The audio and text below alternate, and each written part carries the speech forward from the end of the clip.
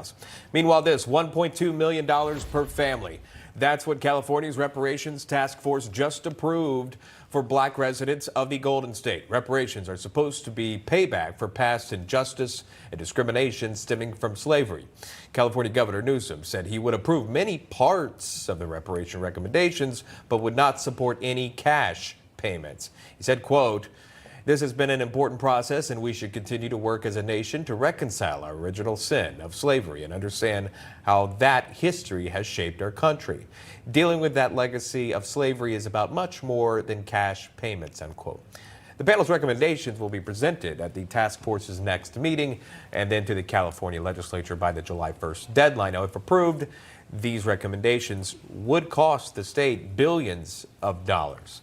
Cheryl Grills is a member of the California Reparations Task Force, and she joins us live now. Cheryl, thanks so much for coming on, and we do appreciate that. This has really been in the headlines for the past several weeks now in terms of moving forward here. I'm curious to know what your response would be to Governor Newsom's statement. He is not in support of cash payments. What is your response to that? My response is actually very simple. I'm disappointed that the governor has taken this position. We as a task force were charged with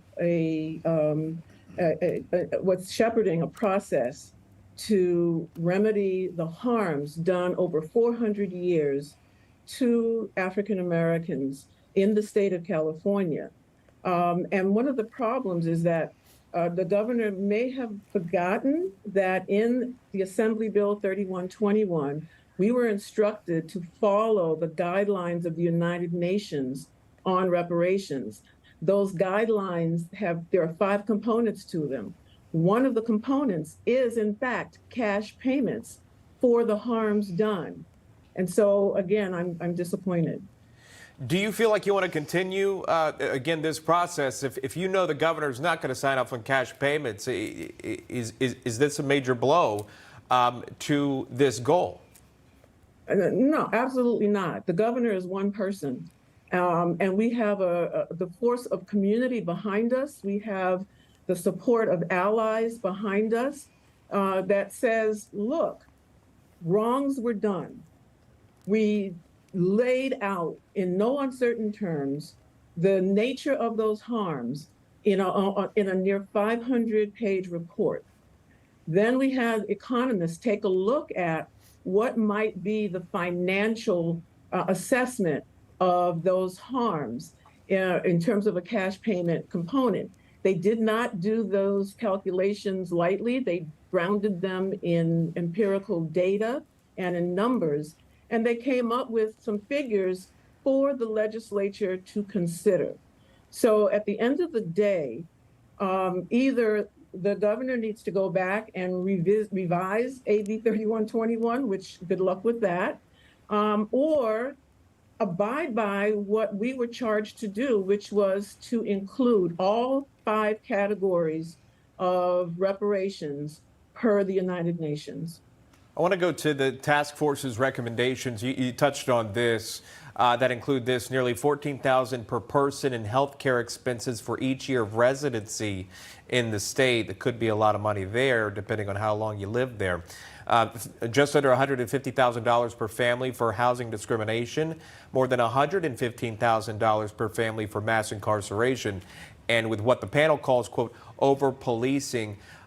There's a lot of figures. They're very specific, right? At least the ones that we've seen right now. How did the task force come up with these figures?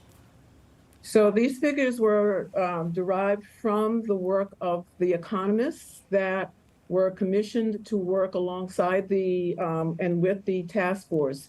They identified 5 categories where there was data available for them to actually do the calculations: health harms, housing discrimination, mass incarceration, unjust property takings, and devaluation of African American businesses. So those calculate, and then they had timeframes within which they were able to access data to do the calculations.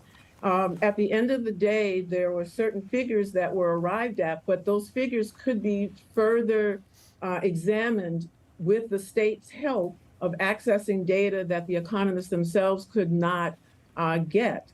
And so what we did not do was recommend a final figure. And I really wish that the media would uplift that piece. We are not saying each individual or each family should get X amount of money. We were saying if you calculate the harms, if you look at the lost income, if you look at the moral problems associated with what was done to Black people, and if you look at the mental and emotional anguish and pain, all the kinds of things that a jury looks at when it's making a determination on what kind of, I'm sorry, go ahead. I just want to jump in. Yeah, I don't mean to cut you off, but do you believe that California taxpayers, every taxpayer, should be responsible for paying these reparations? There are many that live in California that say, hey, I had nothing to do with any of this, or I have moved here some few years ago, but it would be their money going to this reparations if this was indeed carried out. Do you believe that every taxpayer should foot the bill for this? So let me start with, I think that's a false argument and premise. Why? Well, I'm about to tell you.